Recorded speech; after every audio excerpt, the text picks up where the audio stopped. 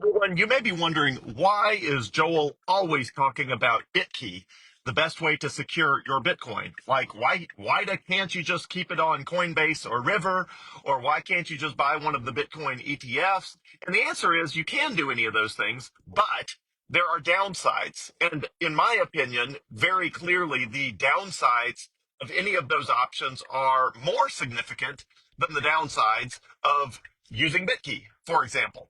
So any way that you secure your money has downsides. So if you have US dollars, you can keep them in the bank. But in the bank, those dollars are not really yours. I mean, countries have bail-ins and bailouts where the money is not accessible. You can have your account frozen.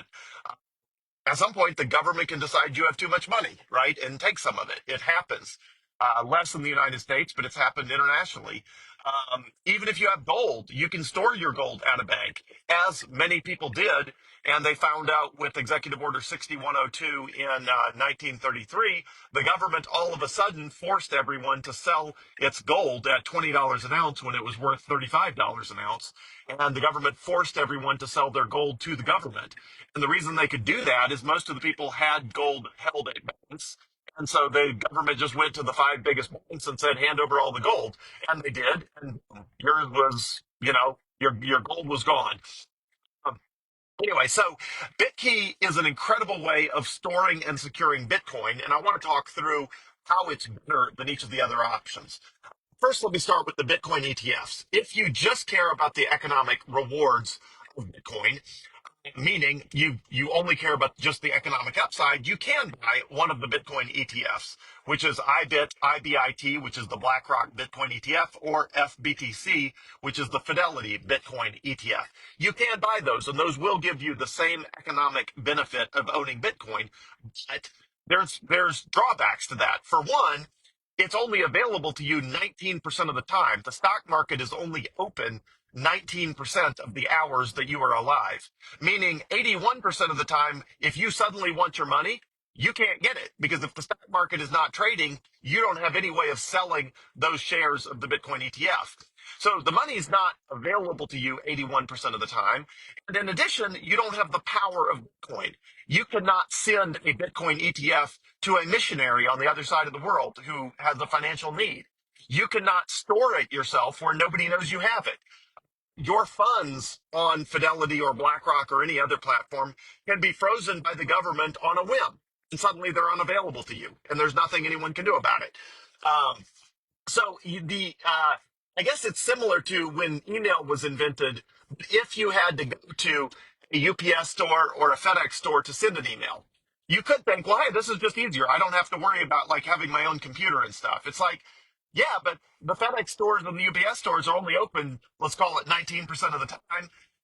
And if they want to block you from sending an email, they can. Like, why wouldn't you just embrace the technology that lets you send an email yourself, which is buying your own computer? So, yeah, buying your own computer is complicated if you've never used a computer before.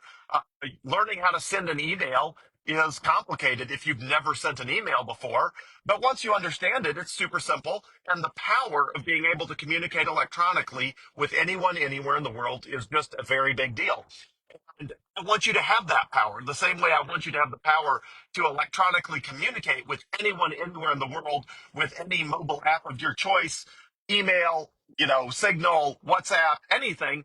I want you to have the same power to store and communicate value. I want you to have the ability with your money to make it truly yours where nobody can take it, nobody can freeze it, and nobody can tell you have too much and they're going to give you a haircut and take some off the top, and where it's not frozen 81% of the time you're alive, completely inaccessible to you, which is the case with the Bitcoin ETFs. So they're not bad. They're great for retirement because for retirement, I'm not planning to retire maybe ever. But regardless, at a minimum, many decades into the future. And so, yeah, if it's locked up in a Bitcoin ETF, I'm okay with that for retirement funds because I don't treat those as my real term money. And so I have my retirement funds in FBTC, the Fidelity Bitcoin ETF. That is where 100% of my retirement funds are. I'm okay with that personally. It's still better to have them in your own self custody, but the technologies to do retirement funds in self custodies, in my opinion, is still too hard to use. Even for me, I just don't want to deal with it. Okay. So why not just keep your Bitcoin on an exchange like Coinbase or River? Well, there's multiple problems there, which is one, hackers and scammers are constantly trying to get your Bitcoin. And I mean constantly. You are probably getting multiple text messages a week saying, "Hey, did you buy an iPad in Lake City, Utah with your Coinbase account? If not, call this phone number." And of course, there's a scammer on the other side planning to tell you that your account has been compromised and that they need your password and two-factor authentication code in order to secure your account. And if you give it to them, they will immediately steal all your Bitcoin. So, and people fall for these scams constantly. They log into Coinbase with a Google account and they're using the same password for their Google account that they're using for some other account on the internet. The other account gets hacked. The very first thing hackers and scammers do anytime they hack a password on anything is see if they can use it to log into someone's Gmail account. So they use your Gmail account and the password associated with your Gmail account that they got from Men's Warehouse or some random, whatever it is that got hacked. They try it on Google. And if they try it on Google and you don't have two-factor authentication enabled on your Google account, then they're into your Google account. And now they have all your passwords with your Google Password Manager. And they have your two-factor authentication codes if you use Google Authenticator. A lot of people do not have their Google accounts locked down. They do not have two-factor authentication, which they call two-step verification, turned on. You absolutely positively need to do that. If you do not have two-step verification turned on your Google account, you absolutely pause this video, go do that right now. You absolutely will get hacked. So people are getting hacked constantly. Not so much on River. River is a much smaller exchange, but Coinbase accounts are getting hacked on Coinbase all the time. People who are just they don't they're reusing passwords. They didn't realize they didn't have two-factor authentication turned on their Google account.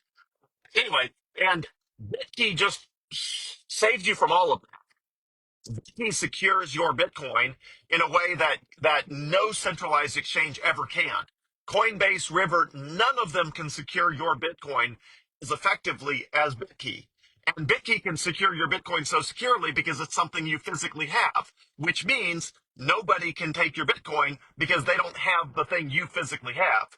And in the case of Bitkey, they've got all sorts of ways to recover it if you lose your Bitkey device and all that sort of stuff. So it's what's called self custody, meaning you actually own it and the Bitcoin is actually within your own self custody, meaning you control it.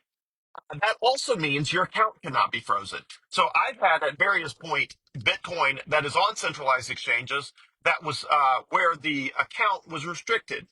It was restricted, meaning I could not buy any more Bitcoin. I could not sell. I could sell the Bitcoin, but I could not buy it and I could not send it to anyone. So it's basically frozen. Now, again, I can liquidate it to US dollars and I can push those US dollars back to my bank account, but that's not what I wanted to do. I wanted to own the Bitcoin.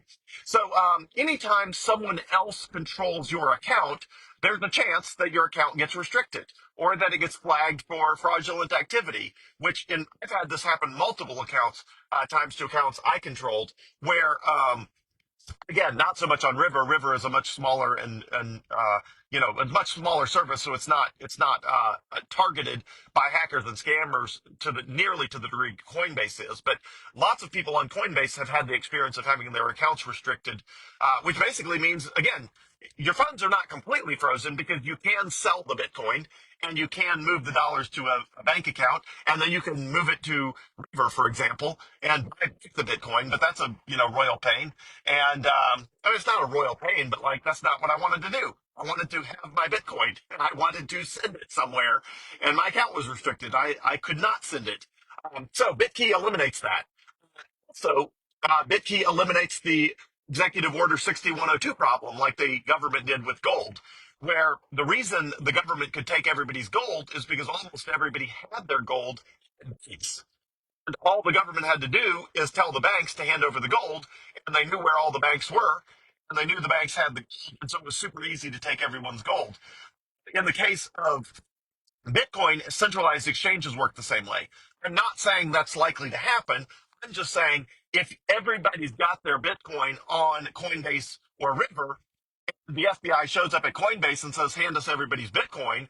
I mean, what are they going to do? Like, they're stuck, which means you're stuck, because the vast majority of companies, in the vast majority of cases, comply, even if what the government officials are doing is not legal. I don't think a confiscation of Bitcoin would ever, hold up in court or anything like that. Um, I don't think the government could take away people's gold in the modern era the same way they did in 1933. They got away with it in 1933 because the government controlled the media, the government controlled a lot more back in 1933 than the government controls now. The government's a lot bigger now, but as far as the ability to control the narrative, it was a lot higher in 1933, and they got away with it. They took away everyone's gold in 1933, which is why Fort Knox has a ton of gold, because they stole it from the American people by forcing them to turn it over at $20 an ounce, and then immediately they revalued it at $35 an ounce, and then ultimately gold went much, much, much higher than that, and the people who owned the gold did not get any of the benefit. So anyway, Bitkey keeps you, to recap here, Bitkey keeps you from getting your account ever frozen. They cannot freeze your account if you have Bitkey. Your account will never be frozen. The government can't take your Bitcoin unless they go door to door. The government never goes door to door to take people's stuff. They always go to the centralized places where the people have the stuff. That's why we don't keep all of our guns in a centralized garrison. Everybody who's got guns generally keeps their guns at their house. If everybody in Mississippi who had guns kept them at a massive locker in Jackson, Mississippi, and the government wanted everybody's guns, they'd show up and they'd take all the guns from one place. The reason the government is never going to take everybody's guns in America is because the guns are distributed. They are decentralized. They are in everybody's houses. So I want your Bitcoin to be just as accessible to you as everyone's guns, for example, which is, hey, it's in your possession. It's not that the government can't take it, but if they want it, they got to go door to door. So I spend a huge amount of time. Hopefully, I'm a very pragmatic person. I spend a huge amount of time thinking, how can Bitcoin be accessible to people, available to people, and secure in the easiest, cheapest, simplest way? And I don't want to overcomplicate everything. I just want Bitcoin to work for you the way Bitcoin was intended to work, which is as absolute freedom money, where you get the economic benefit of the increase in the price of Bitcoin, but you also have complete control over your Bitcoin in a way that nobody can freeze your account. You can't be hacked. You can't be scammed. You can't be frozen. You can't be confiscated. And Bitkey just does that than anything else in the world. So it's also amazingly easy to use. So that's why I recommend Bitkey. It solves the problem of money that you control and you possess better than anything else in the world. And I spend a huge amount of time thinking about that and make recommendations in an easy, pragmatic, straightforward, and elegant way.